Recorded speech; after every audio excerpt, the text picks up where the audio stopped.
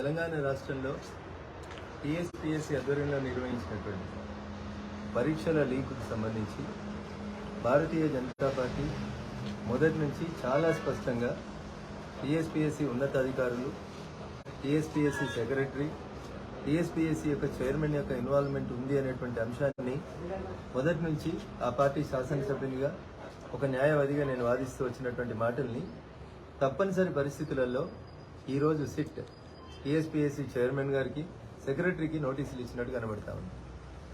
SIT investigation తోటి న్యాయం జరగదని మళ్ళీ చెప్తా ఉన్నాం కేటీఆర్ గారు. ఇప్పటికైనా రాష్ట్ర ప్రభుత్వం తన గౌరవాన్ని నిలబెట్టుకోవాలనుకుంటే, ఈ రాష్ట్రంలో ఉన్నటువంటి నిరుద్యోగుల యొక్క ఆత్మవిశ్వాసాన్ని పెంపొందించాలంటే దయచేసి వెంటనే ఈ ఇన్వెస్టిగేషన్ను సిట్కి అప్పగించాలని చెప్పి భారతీయ జనతా పార్టీ పక్షాన మరొకసారి మేము డిమాండ్ చేస్తా ఉన్నాం. ఎందుకంటే ఎవరైతే ఆఫీసులో సెక్రటరీగా చేస్తారో వారి దగ్గర ఉండేటువంటి కీ చైర్మన్ గారి దగ్గర, సెక్రటరీ గారి దగ్గర మాత్రమే ఉంటుందని ఇందిరా పార్క్ దగ్గర ధర్నా చేసిన రోజు కేటగారికల్గా రఘునందన్ రావు అనే నేను ఎందుకు దీన్ని సిట్టింగ్ జడ్జికి ఇవ్వాలని చెప్పింది.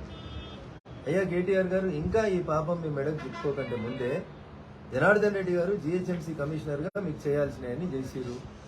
అక్రమ లేఅవుట్లకి, ఇల్లీగల్ పర్మిషన్స్కి, ఇల్లీగల్ దందాలకు అన్నిటికీ వత్తా పాడిండు, వత్తాసు వలికింది కాబట్టి ఆయన తీసుకొచ్చి టీఎస్పీఎస్సీకి చైర్మన్గా వేసిరు. ఆ అవినీతిని ఇక్కడ కూడా కొనసాగించాలనేటువంటి ఆరోపణల్ని భారతీయ జనతా పార్టీ స్టాటిస్టికల్గా చెప్తూ వస్తుంది.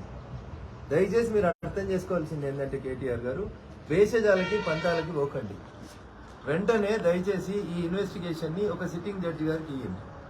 లేదు విదేశాల నుంచి హవాలా డబ్బులు లేదా హవాలా రూపం లోపల విత్ ఇన్ ద కంట్రీ డబ్బులు మార్పులు జరిగినాయని అనుకుంటున్నప్పుడు ఈ ఇన్వెస్టిగేషన్ ఇతర ఏజెన్సీల పరిధిలోకి పోతా ఉంది. నేను మళ్ళీ చెప్తా ఉన్నా ఈ రాష్ట్ర ముఖ్యమంత్రి గారికి, నిరుద్యోగుల యొక్క పాపం మీకు తగలొద్దంటే, నిరుద్యోగుల ఉసురు మీకు తగలొద్దంటే ఏదో వెంటనే ఆదరవాదరగా మళ్ళీ అదే జనార్దన్ రెడ్డి గారి నేతృత్వంలో కొత్త కమిటీని, ఉన్న కమిటీని రద్దు చేయకుండా టీఎస్పీఎస్సీ ద్వారా మీరు మళ్ళీ పరీక్షలు నిర్వహించాలనుకుంటే నిరుద్యోగులకి మళ్ళీ అన్యాయం జరుగుతుంది, మరింత డబ్బులు అక్రమాలు జరుగుతాయి. కాబట్టి వెంటనే ప్రస్తుతం ఉన్నటువంటి టీఎస్పీఎస్సీని రద్దు చేయాలని భారతీయ జనతా పార్టీగా మేము డిమాండ్ చేస్తా ఉన్నాం. పంతాలు పట్టింపులు వద్దు. ఇప్పుడున్నటువంటి జనార్దన్ రెడ్డి గారి నేతృత్వంలో, ఇప్పుడున్నటువంటి కమిటీ సభ్యుల నేతృత్వం లోపల పరీక్షల్ని మళ్లీ నిర్వహిస్తే నిరుద్యోగులకు అన్యాయం జరుగుతుంది. కాబట్టి వెంటనే ఉన్న టీఎస్పీఎస్సీని రద్దు చేయాలని భారతీయ జనతా పార్టీ పక్షాన మేము డిమాండ్ చేస్తాం. ఒక న్యాయమైనటువంటి డిమాండ్. మసిపూసి మారేడుకాయ చేసి మీ ఇన్వెస్టిగేషన్ ఆఫీసర్లను పంపించి వాళ్ళ పాత్ర లేదు, వాళ్ళ పాత్ర ఉంది అని చెప్పి కథలు చెప్పాలనేటువంటి ఆలోచనని దయచేసి మానుకోండి. వాస్తవాలని నిరుద్యోగుల ముందు, ప్రపంచం ముందు ఉంచండి. దోషులని శిక్షించండి. కేటీఆర్ గారు మీరు ఒక మాట అన్నారు, మా ప్రభుత్వానికి ఏం సంబంధం, మాకేం సంబంధం అన్నారు.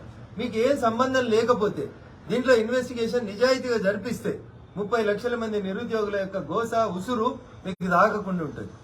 ఇప్పటికైనా మేము పదే పదే ఆరోపిస్తుంటే రాజకీయ ఆరోపణలు అంటున్నారు, లీగల్ నోటీసులు ఇస్తామంటున్నారు, డిఫమేషన్ నోటీసులు ఇస్తామంటున్నారు. చట్టం తన పంతాలు చేసుకుపోవడానికి మేము గౌరవ శాసనసభ్యులుగా సహకరిస్తాం, పార్టీలుగా సహకరిస్తాం.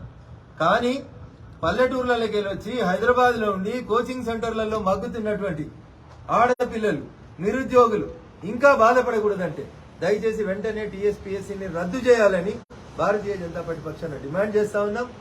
సిట్ విచారణని ఈ రోజైనా సిట్టింగ్ జడ్జికి ఇస్తూ, వారానికి ఒకసారి కేబినెట్ మీటింగ్లు పెట్టుకుంటారు కదా, ముఖ్యమంత్రి గారిని ఒప్పించి వెంటనే ఇప్పుడున్నటువంటి టీఎస్పీఎస్సీ దాని చైర్మన్ గారిని, సభ్యులందరినీ తొలగించి కొత్త టీఎస్పీఎస్సీని ఏర్పాటు చేయాలని ఈ రాష్ట్ర ప్రభుత్వాన్ని భారతీయ జనతా పార్టీ పక్షాన డిమాండ్ చేస్తాం.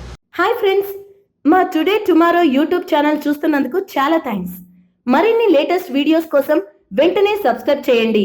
అలాగే ఈ బెల్ ని కూడా రింగ్ చేసేయండి. మా నోటిఫికేషన్స్ అన్ని మీ మొబైల్లో వస్తాయి. అలాగే మా వీడియోస్ మీకు నచ్చితే లైక్ చేయండి, షేర్ చేయండి, నచ్చకపోతే కామెంట్ చేయండి.